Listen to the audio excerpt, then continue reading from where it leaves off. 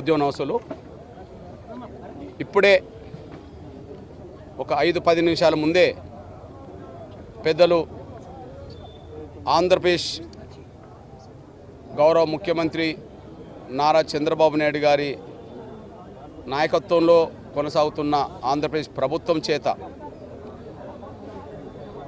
SC వర్గీకరణ మీద నియమించబడ్డ ఏకసభ్య కమిషన్కు చైర్మన్గా నియమించబడ్డ గౌరవ రాజీవ్ రంజన్ మిశ్రా గారిని కలిసి ఆంధ్రప్రదేశ్లో ఎస్సీ రిజర్వేషన్ల వర్గీకరణ ఆవశ్యకత మీద ఒక వినతి పత్రం మాదిగలందరి పక్షానే కాకుండా మాదిగలతో పాటు రిజర్వేషన్ల ఫలాలు పొందని దళిత కులాలందరి పక్షాన ఎంఆర్పిఎస్ ఒక వినతి పత్రం ఇచ్చింది. వినతి పత్రానికి ఆధారంగా కమిషన్ నివేదికలు, కోర్టులలో సుప్రీంకోర్టు జడ్జీల తీర్పులు, డాక్టర్ బాబాసాహెబ్ అంబేద్కర్ అభిప్రాయాలు, సమాజంలో ఉండబడే అన్ని వర్గాల మేధావుల అభిప్రాయాలన్నిటినీ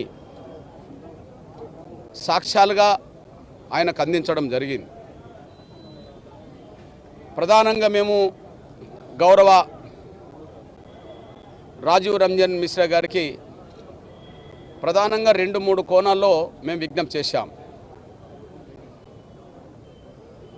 59 షెడ్యూల్ కులాల్లో ఉన్న ఒకే కులమైన మా మాల సామాజిక వర్గం సంబంధించిన వాళ్ళ జనాభా కంటే మించి రిజర్వేషన్ ఫలాలు అన్ని రంగాల్లో పొందుతున్నారు. మాదిగలతో పాటు మిగిలిన కులాలు వాళ్ళ జనాభా పరంగా రిజర్వేషన్ ఫలాలు పొందలేకపోవడం వల్ల వెనుకబడిపోయారు. షెడ్యూల్ కులాల్లో ఉండబడే రిజర్వేషన్లను ప్రతి కులానికి న్యాయం జరిగే విధంగా వర్గీకరణ చేయండి అని ముందుగా మేము కోరాం. అదే సమయంలో ఇక్కడ రిజర్వేషన్ ఫలాలు ఏకపక్షంగా వాళ్ళ జనాభా కంటే మించి పొందిన మాల సామాజిక వర్గం సంబంధించిన సంఘాలు, కొంతమంది ఆ సామాజిక వర్గంలో ఉండబడే స్వార్థపర మేధావి వర్గం ఒక అభిప్రాయాన్ని సమాజంలోకి తీసుకెళ్ళింది. దళితులందరూ ఒకటే, వాళ్ళను వర్గీకరించే అధికారం ఎవరికీ లేదు అని. ఆ మాట బూటకమైంది. వాళ్ళ మాటల నుండి వచ్చే ఐక్యత బూటకమైంది. డాక్టర్ బాబాసాహెబ్ అంబేద్కరే చెప్పాడు, సమాజం దృష్టిలో వివక్షత గురవుతున్న వాళ్ళందరినీ నేను అంటరాని కులాలుగా చేర్చిన మాట నిజమే, కానీ సమాజం దృష్టిలో అంటరాని కులాలుగా పిలువబడ్డ వాళ్ళందరినీ ఎస్సీ లిస్టులో చేర్చిన మాట నిజమే, కానీ దళితులు అనబడుతున్న ఏ 2 కులాల మధ్యలో కూడా సాంఘిక సమానత్వం లేదు. ఏ 2 కులాల మధ్యలో ఇచ్చిపుచ్చుకునే వ్యవహారాలు లేవు. కంచం పొత్తు మంచం పొత్తు లేదు అని చెప్పి డాక్టర్ బాబాసాహెబ్ అంబేద్కర్ చెప్పాడు. ప్రతిరోజు డాక్టర్ బాబాసాహెబ్ అంబేద్కర్ గురించి గొప్పగా మాట్లాడే ఈ మాల నేతలకు డాక్టర్ బాబాసాహెబ్ అంబేద్కర్ మాట్లాడిన మాటలు ఇంతవరకు అర్థం కాకుండా పోయినాయా?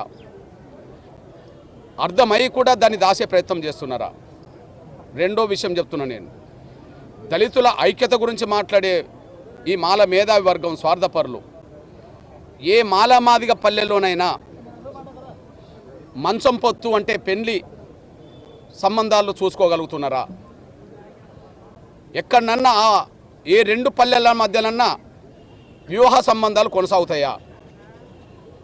ఒక 10,000 గ్రామ పంచాయతీలు ఆంధ్రప్రదేశ్లో ఉన్న, దేశంలో, రాష్ట్రంలో, తెలంగాణలో ఉన్న ఏ 2 పల్లెల మధ్యలో ఇచ్చిపుచ్చుకునే వ్యవహారాలు లేనప్పుడు వాళ్ళు చెప్పే ఐక్యత అనేది బూటకం కాదా? డాక్టర్ బాబాసాహెబ్ అంబేద్కర్ నిచ్చెన మెట్ల వ్యవస్థతో పోల్చాడు కుల వ్యవస్థను. 2 కులాల మధ్యలో సాంఘిక సమానత్వం లేదని చెప్పాడు. అది దళితుల్లో కూడా లేదని కూడా చెప్పాడు. దళితుల్లో లేదని ఆయనే చెప్తే, దళితుల మధ్యలో ఐక్యత లేదు అని చెప్పి, ఇచ్చిపుచ్చుకోవడం లేదని చెప్పి 2 పల్లెలు సాక్ష్యం నిలబడితే, కేవలం రిజర్వేషన్ ఫలాలు దోసుకోవడం కోసం మాత్రమే వీళ్ళు ఐక్యత అనే జపం మాట్లాడుతున్నారు తప్ప న్యాయం అయిన వాదన వాళ్ళ దగ్గర లేదని చెప్పి మేము చెప్పడం జరిగింది. నంబర్ 1. రెండోది, డాక్టర్ బాబాసాహెబ్ అంబేద్కర్ సాధించిన రిజర్వేషన్ ఫలాలు దళితుల్లో ఉండబడే అన్ని కులాలకు వాళ్ళ జనాభా దామాష ప్రకారం దక్కలేదనే విషయం మేము వినతి పత్రం ఇచ్చిన అంశాల్లో ప్రధానమైంది.